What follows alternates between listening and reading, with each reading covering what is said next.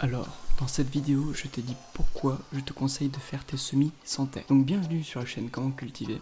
Aujourd'hui, je vous montre donc une astuce pour réussir vos semis avec la technique du semis sans terre.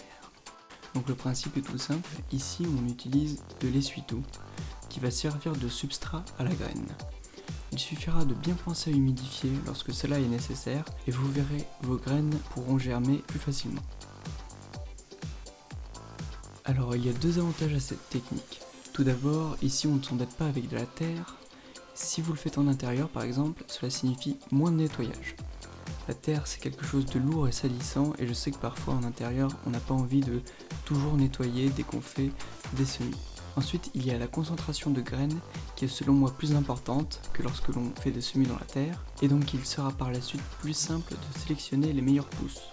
Plus généralement, c'est quelque chose de super pratique qui prend peu de place et qui va rapidement montrer des résultats. Maintenant, il faut quand même faire attention à différents facteurs. Par exemple, certaines graines sont moins faciles à maintenir dans ces conditions. Pour les haricots, ils risquent de pourrir s'il y a trop d'humidité. Il faudra donc veiller à ce que les graines ne pourrissent pas et ne baignent pas trop dans l'eau. S'il fait chaud chez vous, je vous conseille de surveiller l'humidité de votre essuie-tout.